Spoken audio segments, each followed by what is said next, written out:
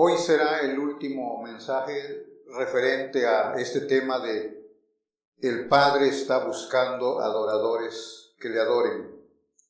Los 2 domingos que restan del mes serán temas diversos y para marzo, si Dios nos permite, vamos a comenzar una serie sobre el libro de Gálatas.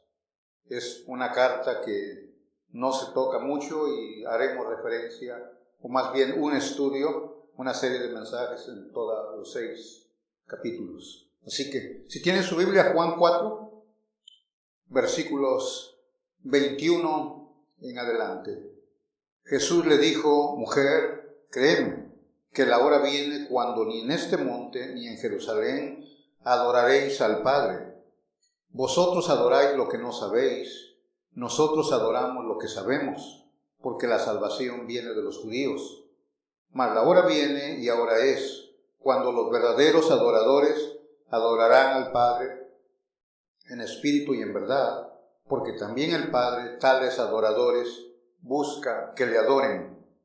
Dios es espíritu, y los que le adoran en espíritu y en verdad es necesario que le adoren. Adoración, como mencionaba, es el último mensaje. Pensando mucho en esta parte, la iglesia no está prestando la atención debida a la adoración, la alabanza cuando la iglesia se reúne. Lo observamos constantemente aquí mismo con nosotros.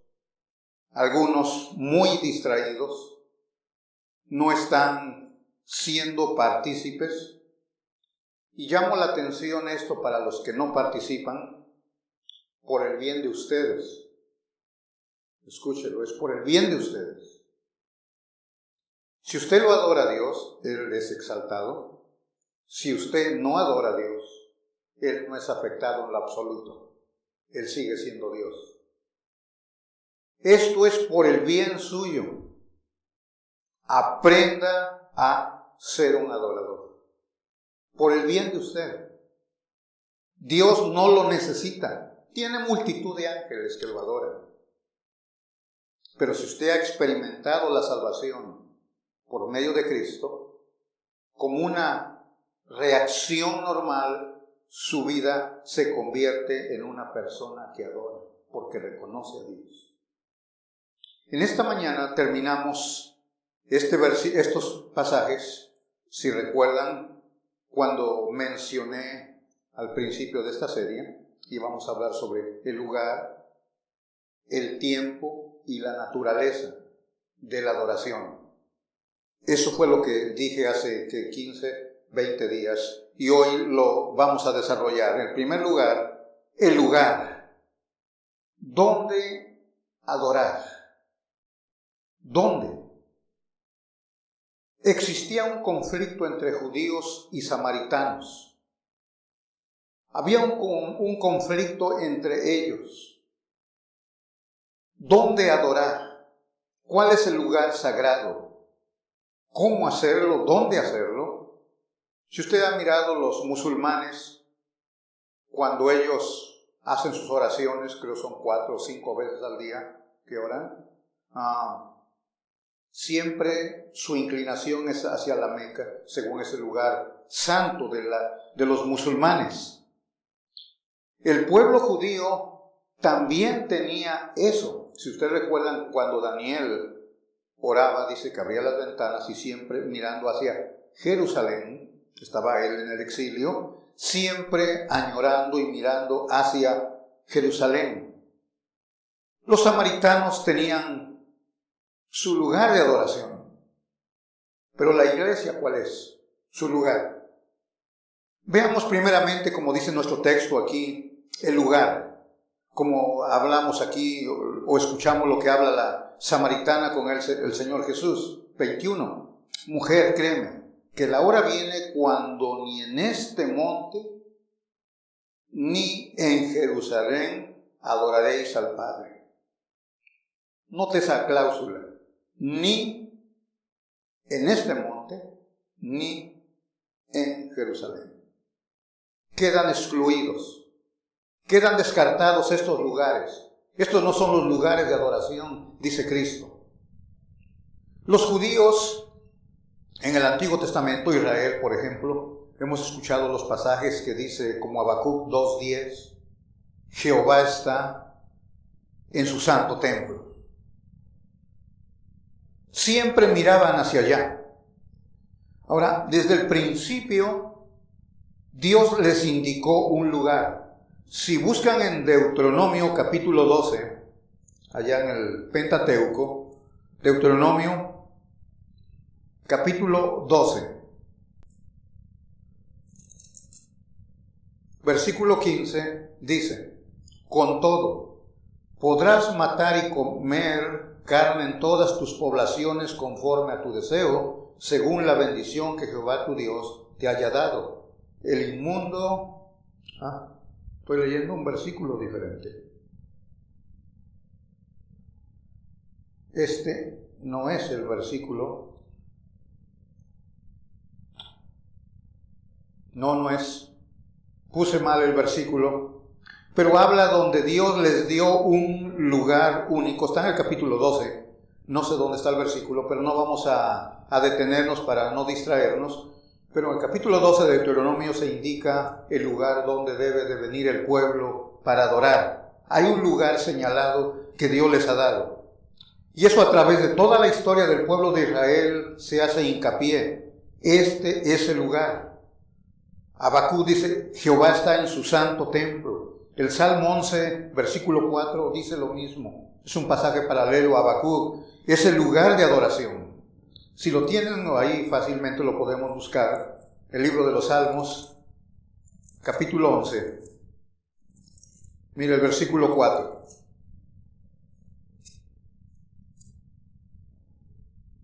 Jehová está en su santo templo.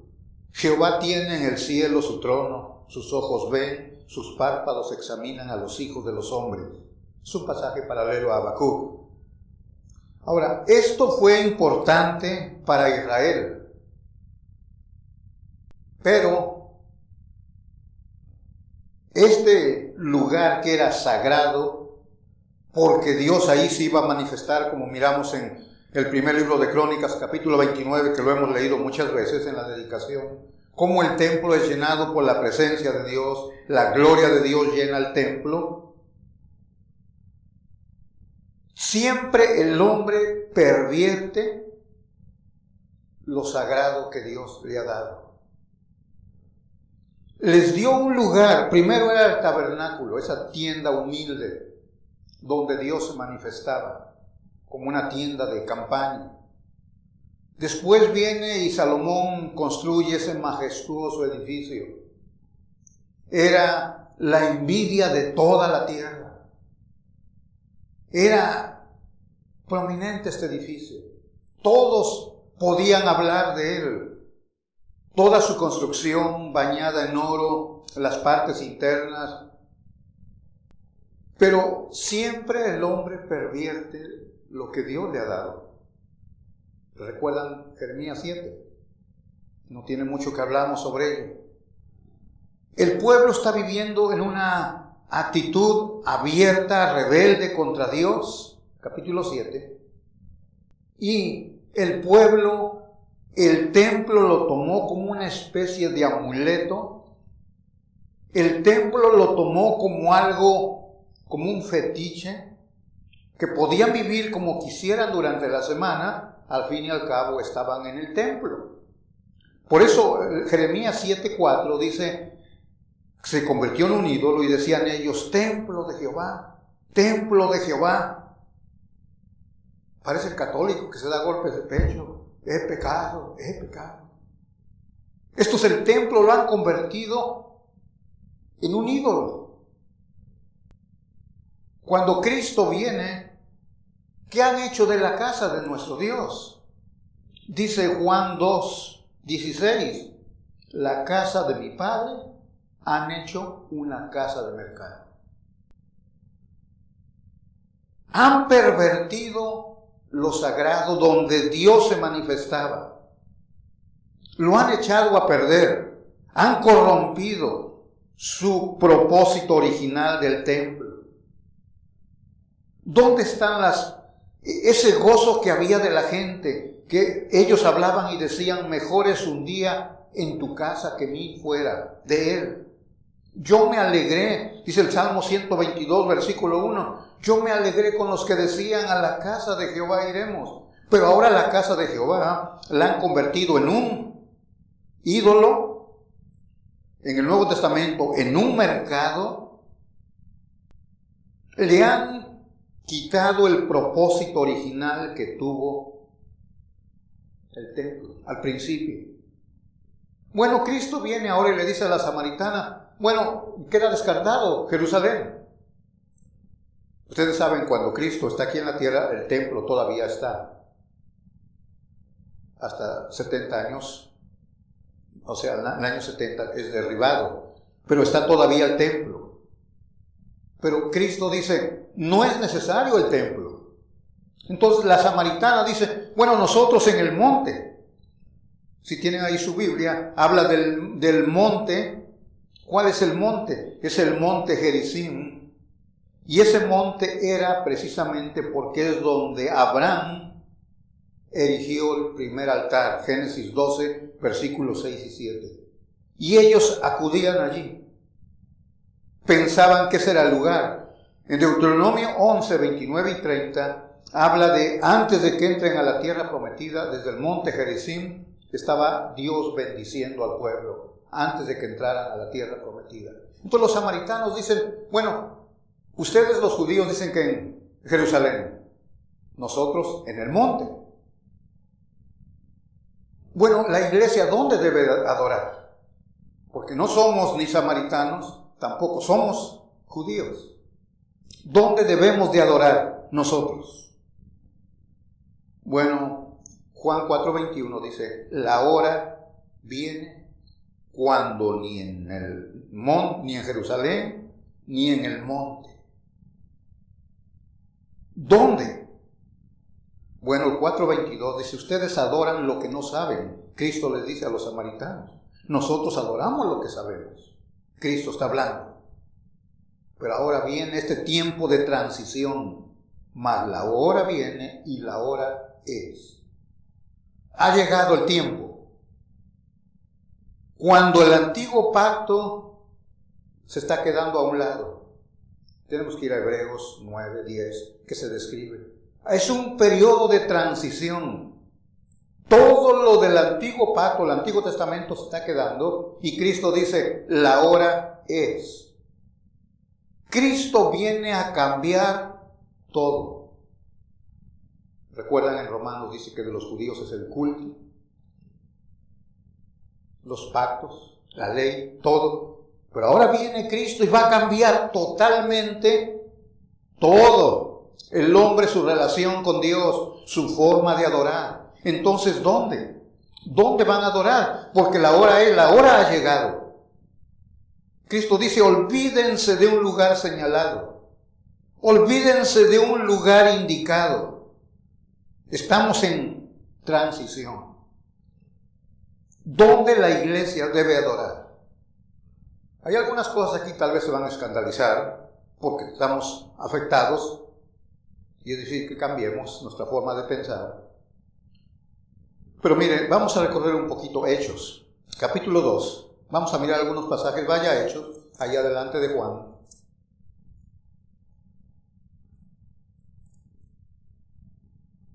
Hechos, capítulo 2, versículo 42. Bueno, para no tomar mucho tiempo, versículo 46. Y perseverando unánimes cada día en el templo, todavía está el templo, y partiendo el pan en las casas, comían juntos con alegría y sencillez de corazón, alabando a Dios y teniendo favor con todo el pueblo, y el Señor añadía cada día a la iglesia a los que habían de ser salvos. Escuche, estas palabras son pronunciadas en el contexto del primer sermón de Pedro, donde se han convertido 3,000 personas. Había 120 en el aposento alto, según Hechos capítulo 1. ahora se han sumado 3,000 convertidos. ¿Dónde está iniciando la iglesia? Están en el periodo de transición. Usted los encuentra unidos, unánimes. Dice el versículo 46. Tienen acceso al templo, no sabemos qué parte usaban del templo, porque ya estos eran gente convertida. Las casas es más entendible. Entonces, capítulo 5, versículo 42. Ahí mismo en Hechos 5:42. Y todos los días en el templo y por las casas no cesaban de enseñar y predicar a Jesucristo. Es la iglesia, es la dispensación, la época, el nuevo pacto, la iglesia. 28. El libro de Hechos, el último capítulo. Veamos el capítulo 28, versículo 30 y 31. Y Pablo permaneció 2 años enteros en una casa alquilada. Él pagaba renta, así que usted no se espante si paga renta. En una casa alquilada, y recibía a todos los que a él venían, predicando el reino de Dios y enseñando acerca del Señor Jesucristo abiertamente y sin impedimento. ¿Dónde se reúne la iglesia? En la casa. Poquito a poquito se están alejando del templo. De una forma gradual vamos a mirarlo. ¿Por qué? No pueden tener acceso al templo, porque el templo es para la ceremonia judía.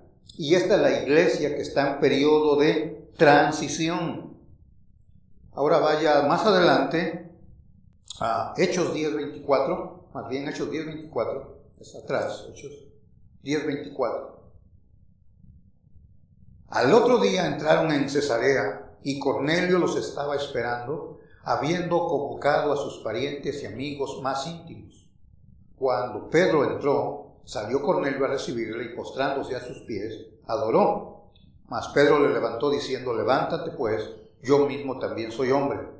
Y hablando con él entró y halló a muchos que se habían reunido. ¿En dónde estaban?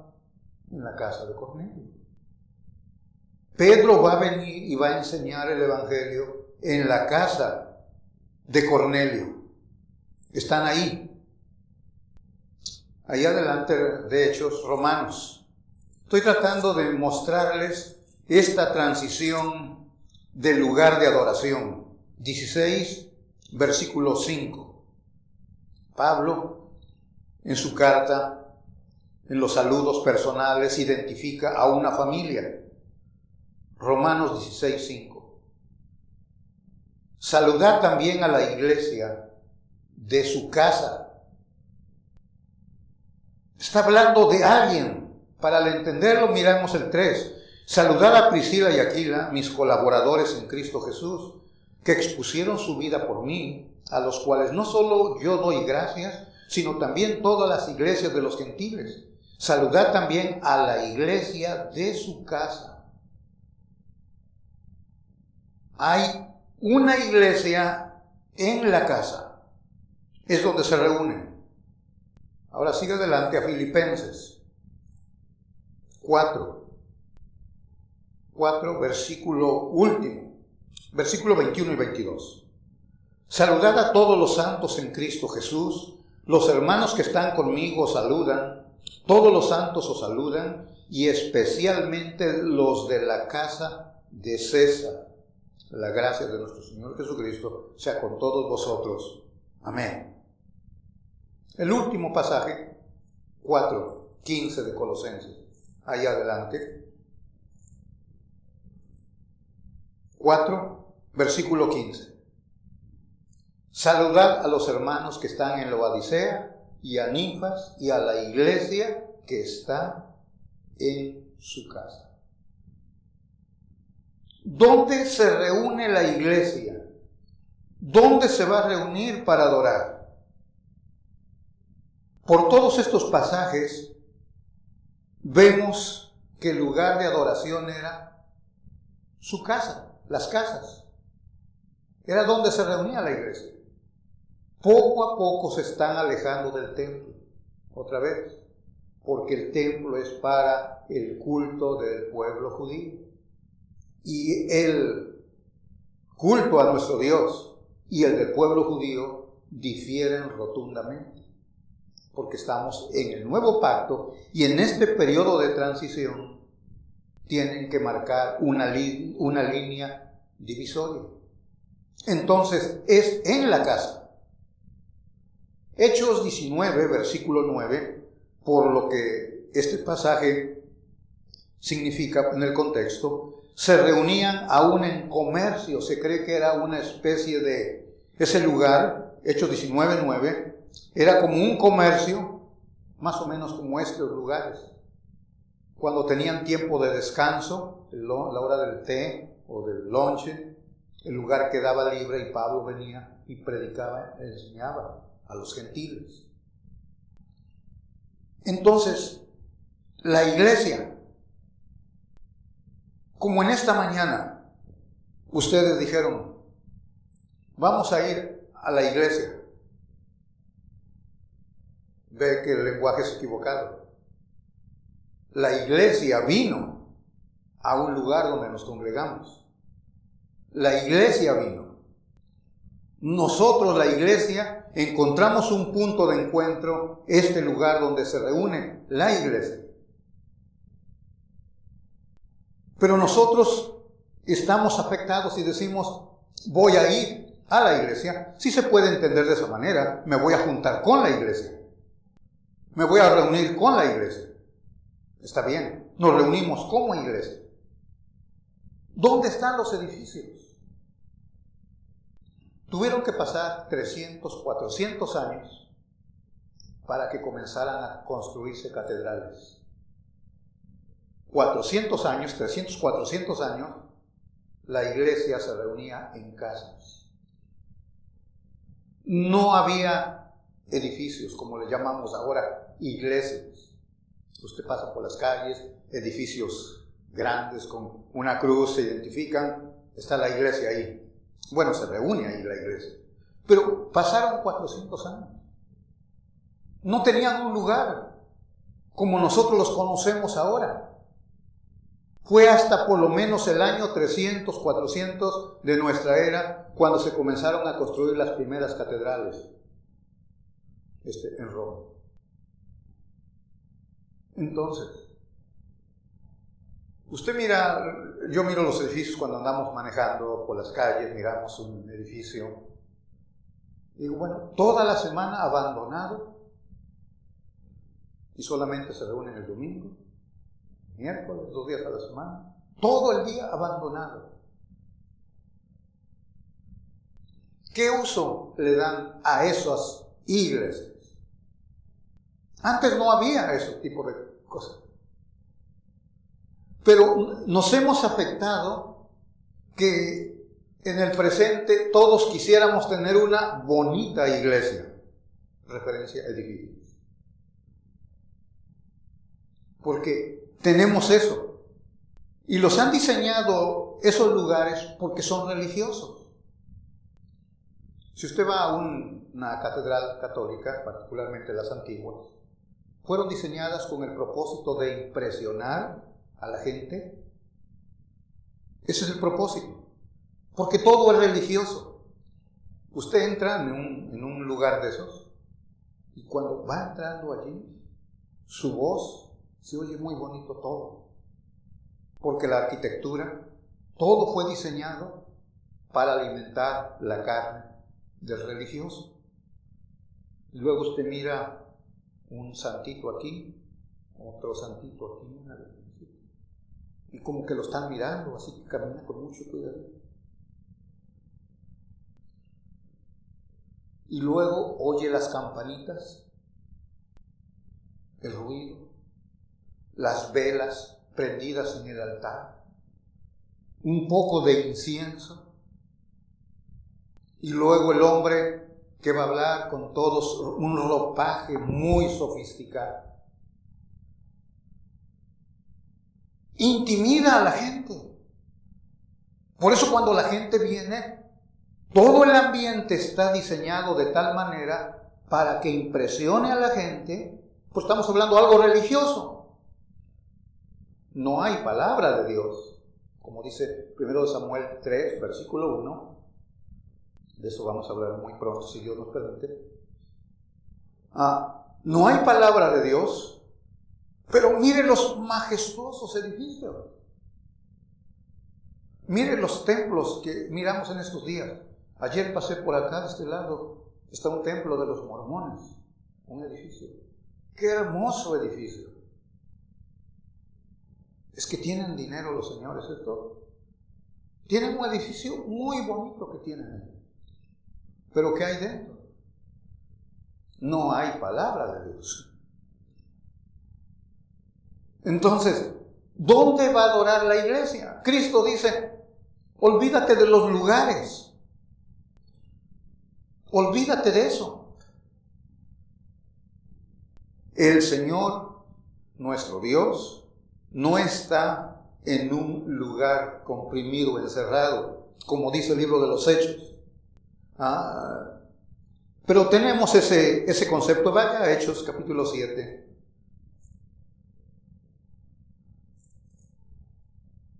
Capítulo 7. Está predicando Esteban. ¿Sí lo tienen? Capítulo 7, versículo 46. Este halló gracia delante de Dios y pidió proveer tabernáculo para el Dios de Jacob. Está hablando de David. Mas Salomón le edificó casa. David no, ya sabemos que no, porque había derramado mucha sangre. 48. Si bien el Altísimo no habita en templos hechos de mano, como dice el profeta, el cielo es mi trono y la tierra el estrado de mis pies. ¿Qué casa me edificaréis? Dice el Señor. ¿O cuál es el lugar de mi reposo? ¿No hizo mi mano todas estas cosas? Qué tremendo mensaje está predicando Esteban. Duros de cerviz e incircuncisos de corazón. Aún el templo está ahí vigente. Y Esteban está reprendiendo al pueblo. Por eso lo mataron. Aquí en Hechos capítulo 7. No está restringido a un lugar nuestro Dios. ¿Cómo podemos pensar tal cosa? Tuvimos una mujer, me recuerdo, allá en el otro lado. Hasta allá me estaba contagiando la señora. Se estaba yendo con esos grupos que han surgido judaizantes, que ahora ya tocan el cuerno. Ustedes han oído, ¿no? El shofar, ¿verdad? Faltó eso en los instrumentos, tal vez aquí vamos a conseguir uno. Todo el ritual hebreo, como dicen ellos, están hasta queriendo aprender hebreo. Y me decía la señora, dice, pastor, mire, cuando yo oro así nada más, no siento nada. Pero si me pongo, es una cosa así, parece tapete, no sé cómo le llaman, de colores. ¿Cómo? Esa cosa, aquí ya sabe. Se lo pone y dice, cuando lloro, siento la unción. Le digo, oiga, hermano, es un trapo nada más. Es un trapo. Ahorita vamos a mirar adelante, Dios es espíritu. Tiene que entender, no es usted cuando ora en la casa, es que aquí pues no, mejor voy al templo, voy a la iglesia porque allá sí está el Señor. Bueno, puede orar en su casa, el Señor está también en su casa. Está en el parque, puede orar allá. Aquí no es el lugar donde está. Miren nomás, Dios está. Lo hemos encerrado en una caja. Aquí. No, aquí se reúne la iglesia. Usted puede cantar aquí como iglesia, pero puede adorar a Dios en su casa también. Dios está en todo lugar. Gracias a Dios por las hermanas que a veces me entero que están lavando los trastes, haciendo que hacer y ponen ahí sus alabanzas y adoran a Dios. Pueden adorar donde quieran. Usted va en el carro, está adorando a Dios también. No es un lugar, es donde quiera que usted está, donde quiera que se reúne la iglesia, también puede hacerlo. Entonces, el lugar. ¿Dónde? Tenemos que tener, mucho cuidado con eso, porque si no tenemos dificultades. Pensamos y caemos en lo religioso. El lugar. Veamos el segundo punto, el tiempo. Dice el versículo que tenemos aquí en Juan, vuelva al pasaje que tenemos. ¿Dónde adorar? Ahora, ¿cuándo adorar? Bueno, el Señor dice que ahora. Antes era restringido el acceso a Dios. No podía el hombre adorar a Dios. Antes solo los sacerdotes o el sumo sacerdote. Había ciertos días y ciertos tiempos. No todo el tiempo podía hacerlo. Había restricciones. De hecho, el sumo sacerdote, como ya lo sabemos, no podía entrar. Solamente un tiempo estaba asignado para él. Entonces, había solo ciertos días, ciertos tiempos. Pero Cristo viene y dice, ahora es cuando puedes adorar todo el tiempo. ¿Sabe? Ahora, no sé si usted ya lo sabía, pero los redimidos somos constituidos como un sacerdocio. Somos sacerdotes. Entramos a la presencia de Dios. Antes solo el sacerdote o el sumo sacerdote que podía entrar al lugar santísimo. Pero hoy, 1 de Pedro 2:9, dice que somos real sacerdocio. Los sacerdotes están para adorar. Apocalipsis capítulo 1, versículo 6, eso quiero que lo busquen por favor ahí. Apocalipsis 1. Es lo mismo que Pedro, pero aquí está interesante la frase que se usa en Apocalipsis 1. Dice el versículo 5. Y de Jesucristo el testigo fiel, el primogénito de los muertos y el soberano de los reyes de la tierra, al que nos amó y nos lavó de nuestros pecados con su sangre y nos hizo reyes y sacerdotes para Dios su Padre. A Él sea la gloria y el imperio por los siglos de los siglos. Amén. Nos hizo sacerdotes. Podemos adorar ahora a Dios. No está restringido el lugar. Tenemos acceso libre para adorar. 1 de Pedro 2:9 nos dice lo mismo, que somos un real sacerdocio, una nación santa, pueblo adquirido por Dios, para anunciar las virtudes de aquel que nos llamó. Ahora, ahí mismo en Apocalipsis, si no se ha ido, ahora vea el capítulo 5. Ahí mismo en Apocalipsis, capítulo 5.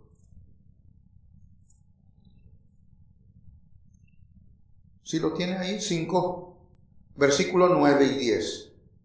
Y cantaban un nuevo cántico diciendo, digno eres de tomar el libro y de abrir sus sellos, porque tú fuiste inmolado y con tu sangre nos has redimido para Dios de todo linaje y toda lengua y pueblo y nación, y nos has hecho para nuestro Dios reyes y sacerdotes y reinaremos sobre la tierra.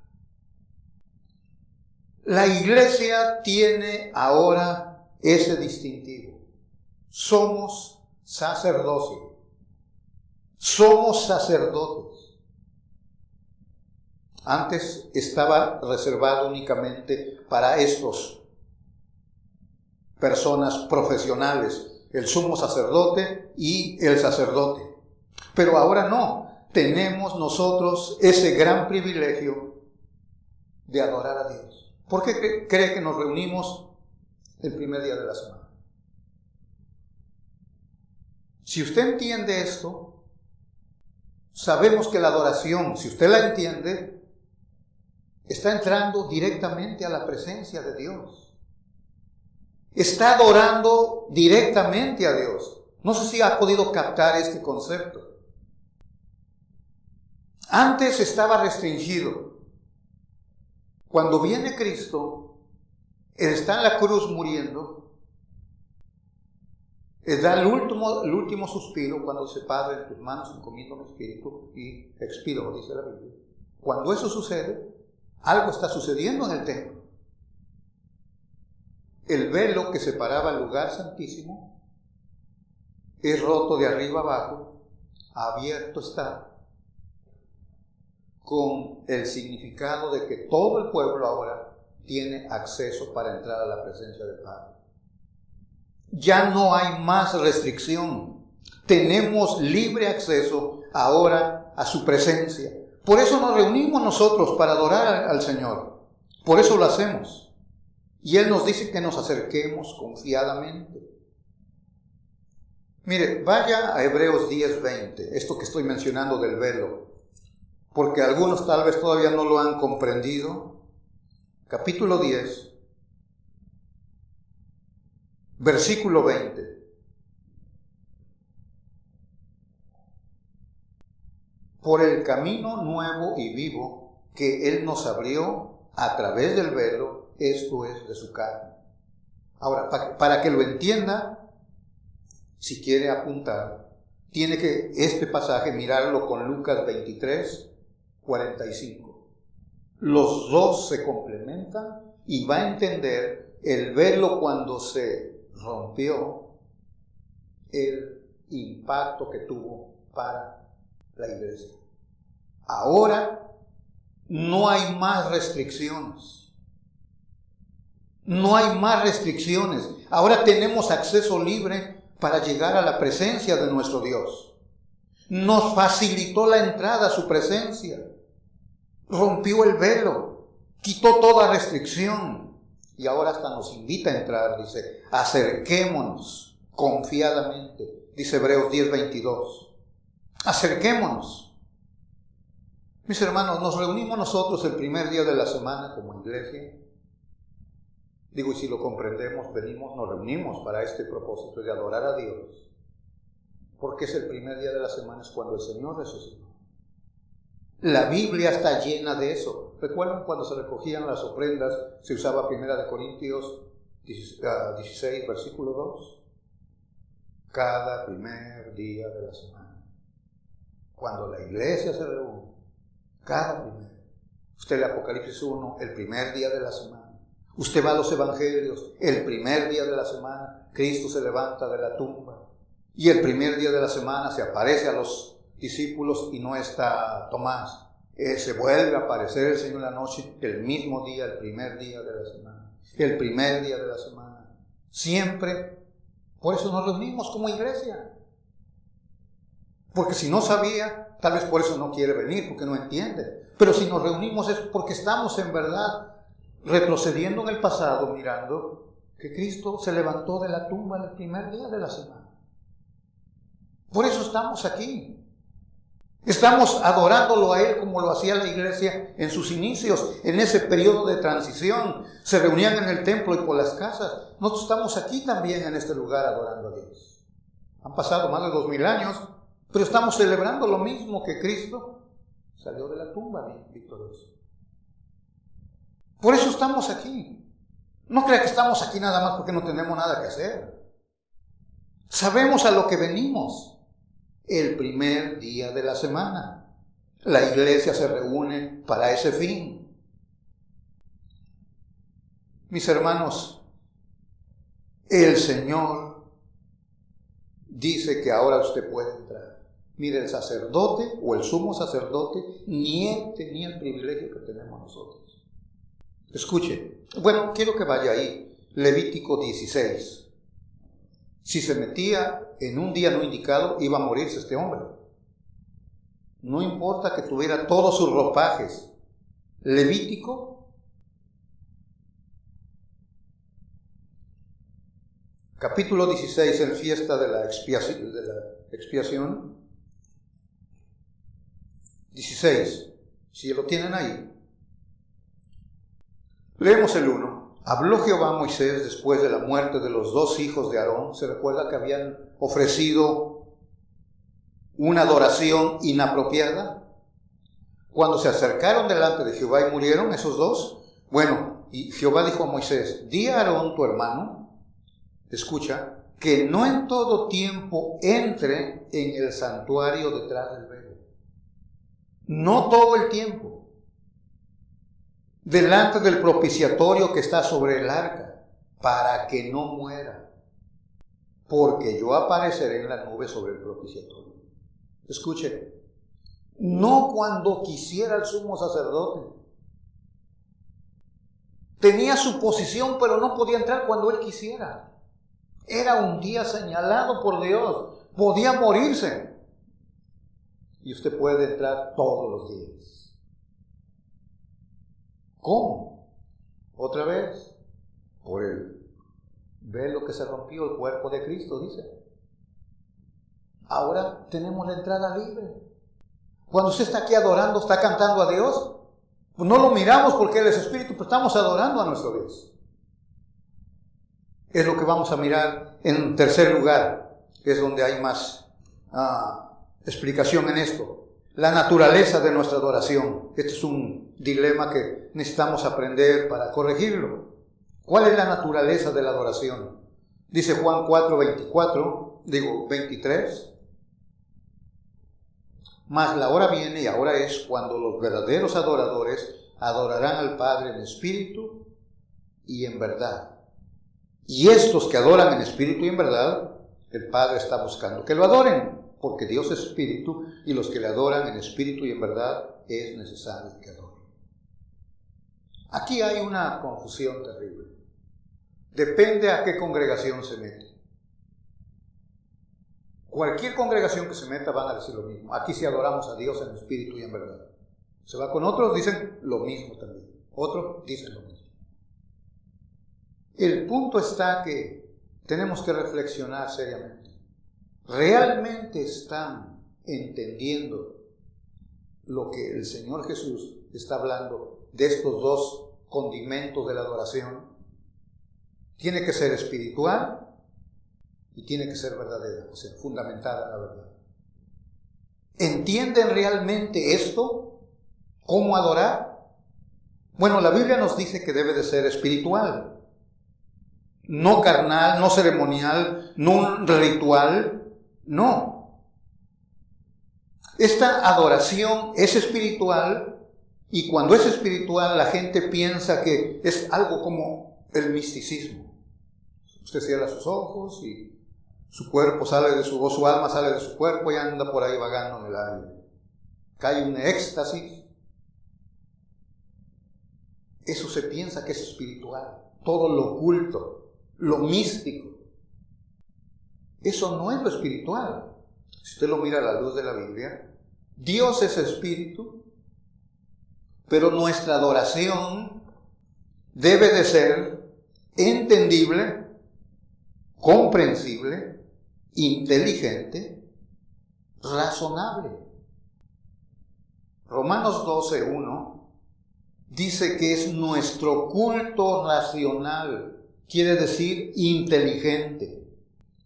No ofrecemos ya sacrificios muertos, ahora nos dice que ofrezcamos nuestros sacrificios, que son nuestros cuerpos, nuestras vidas, las traemos delante de Dios como un sacrificio. Si tiene ahí Romanos, para los que no están familiarizados con esto, vea lo que Romanos. Así que, hermanos, os ruego por las misericordias de Dios que presentéis vuestros cuerpos en sacrificio vivo, santo, agradable a Dios, que es vuestro culto racional, razonable, inteligente, entendible, comprensible. Es un culto racional que lo piensas, lo entiendes. Eso es espiritual. Involucra la mente e implica que conoces el Evangelio. Es inteligente. Los invito a que vayan a 1 Corintios 14. Vamos a mirar unos pasajes aquí. 1 Corintios capítulo 14.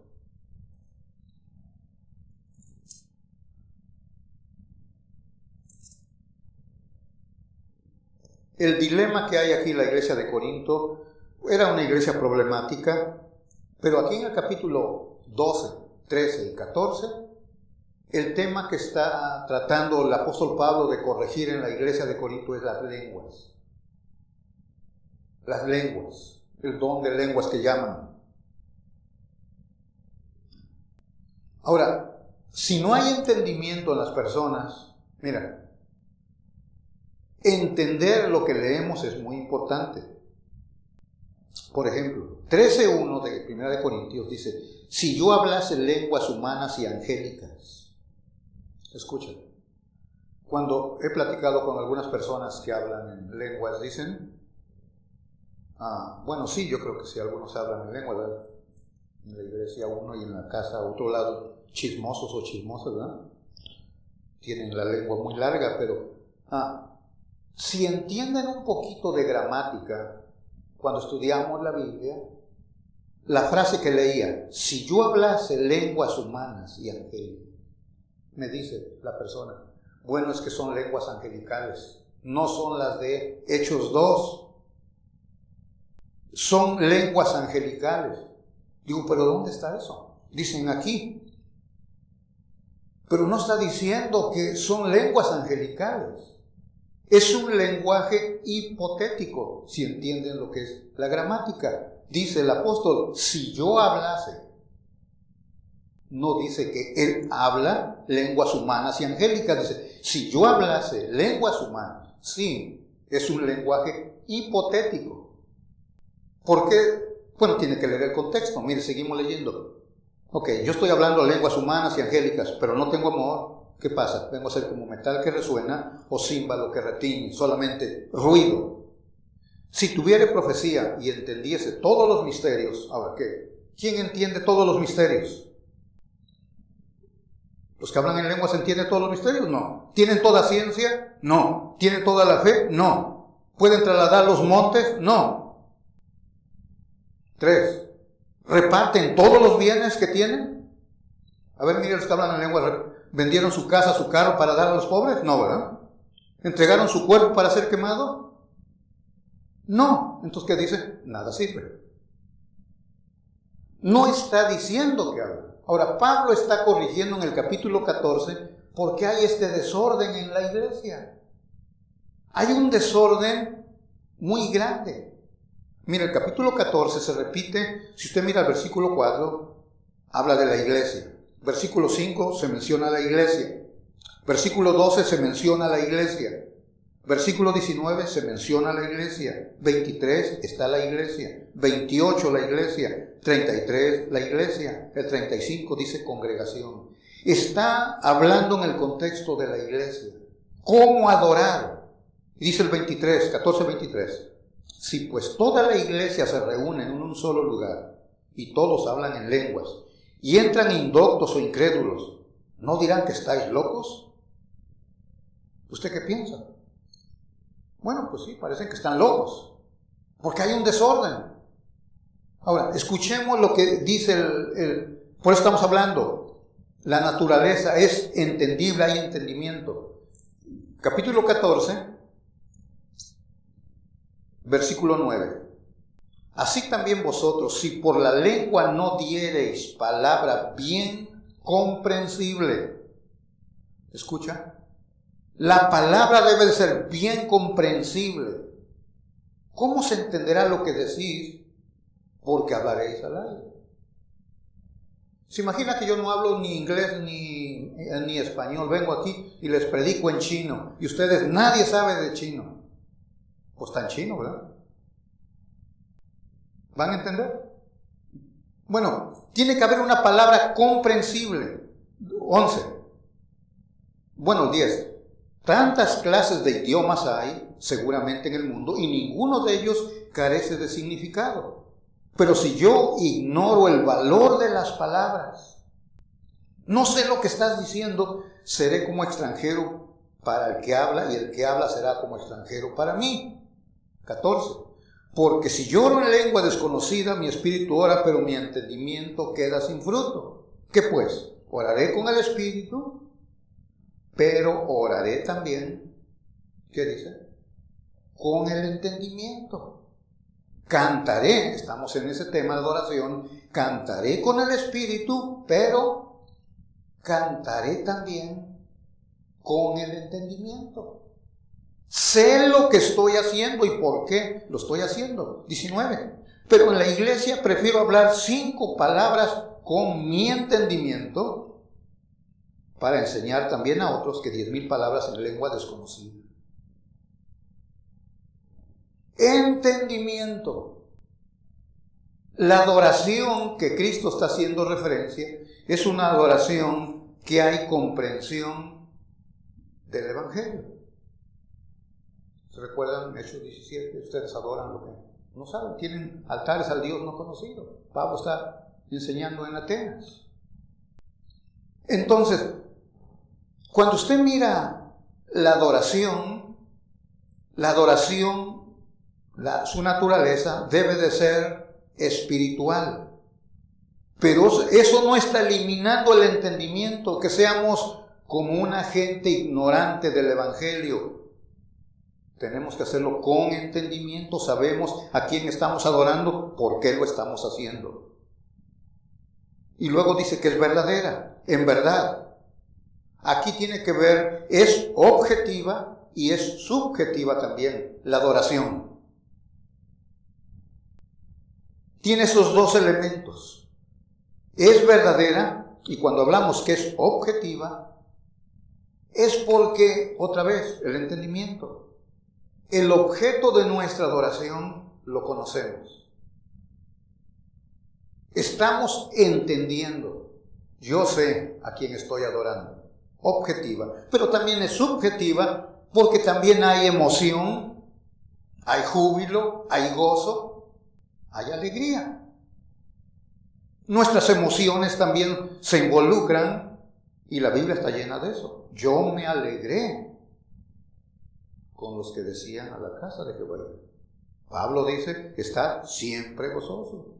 Efesios dice que cantemos salmos y cánticos espirituales. O sea, nuestras emociones se involucran, pero como es objetiva, hay un entendimiento y no caemos en esas locuras desordenadas. Sabemos a quién estamos adorando. Hay un entendimiento claro. Comprendo, reflexión. Dios me amó tanto que Cristo vino a tomar mi lugar. Respuesta.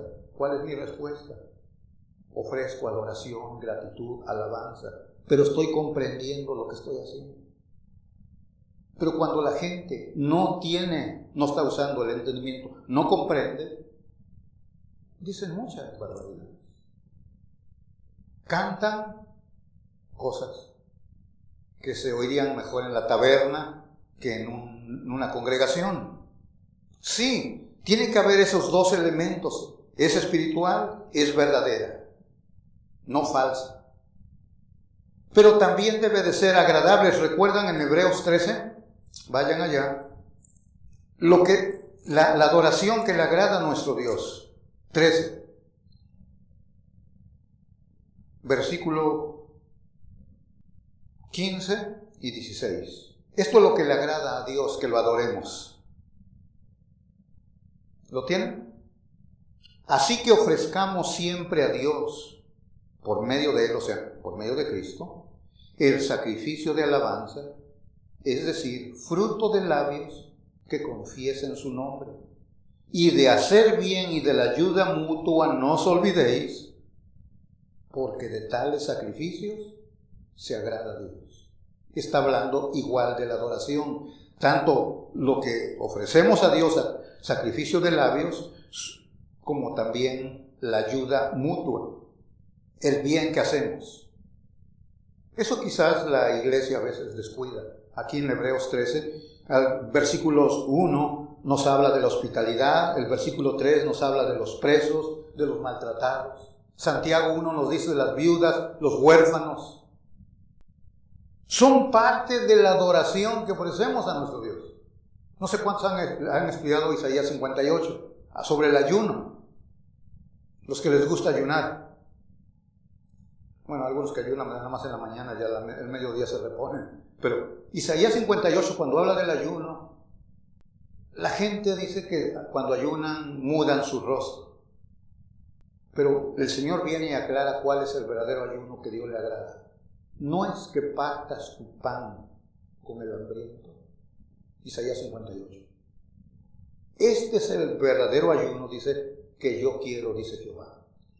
Usted mira el Nuevo Testamento y dice aquí en Hebreos, la ayuda, socorrer, ser generosos, compasivos con el necesitado, es un sacrificio que le agrada también a Dios. Todo esto es parte de la adoración que debemos de ofrecer a nuestro Dios. Por eso San Juan, usted mira la carta, dice que amemos no solamente de lengua o de labios, porque tu hermano tiene necesidad y es lo típico que muchos hacemos, ¿no? Alguien dice que está necesitado, pues Dios te bendiga, mi hermano, voy a estar orando por ti, cuentas con mis oraciones, pues ya es algo, ¿verdad?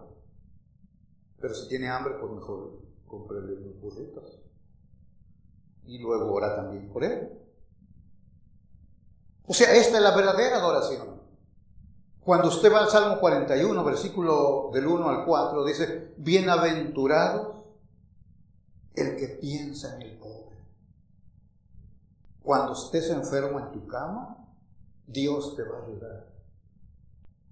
O sea, hay tanta bienaventuranza en ese tipo de alabanza que ofrecemos a Dios. Pues yo le mencionaba al principio, si aprende a adorar, su vida va a ser enriquecida, bendecida espiritualmente, en todas estas áreas de adoración a nuestro Dios. Así que, mi hermano, aprenda, Dios está buscando adoradores, que le adoren en espíritu y en verdad. Si usted lo entiende, todas las otras cosas cobran valor. El dinero, algunos se escandalizan cuando uno habla de eso, pero cuando usted lo entiende, Filipenses 4, el apóstol Pablo dice, este olor fragante. La ofrenda que me mandaron, dice el apóstol Pablo, cuando estaba sirviendo, dice, en la iglesia mandó para mis necesidades. Mi Dios pues suplirá todo conforme a sus riquezas en gloria. Filipenses 4. Encontramos significado. Y si no adora a Dios, va a adorar algo. Todos estamos diseñados para adorar algo. ¿Se va a adorar usted? ¿Va a adorar a las estrellas, el horóscopo? ¿Va a adorar el templo como el pueblo de Israel? ¿Va a adorar una virgen, un santo? ¿O va a adorar a Pablo? Pues ve que Pablo en Hechos lo querían adorar, el que estaban ofreciendo sacrificios. En Apocalipsis, Juan le quería adorar al ángel. Y dijo, no, soy tu consiervo. Siempre vamos a buscar, vamos a tener algo para adorar. Mejor adore al Dios verdadero. Si lo conoce, debe de vivir para eso. Es agradable cuando venimos y adoramos a Dios. Dios les bendiga, mis hermanos. Vamos a orar para dar gracias. Señor, en nuestra torpeza que tenemos por lo frágiles, pecadores que somos, Señor, nuestro Dios, a veces no sabemos cómo adorarte. No sabemos, Señor, y por eso acudimos a tu palabra, Señor. Oh Dios, que nos enseñes, que los niños aprendan.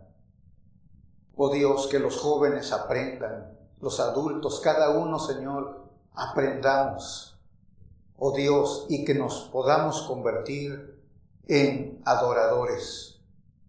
Porque el Padre está buscando estos que son verdaderos, que le adoren, Señor. Ayúdanos, Señor, que nuestro entendimiento sea claro, que tengamos una comprensión de quién estamos adorando, Señor.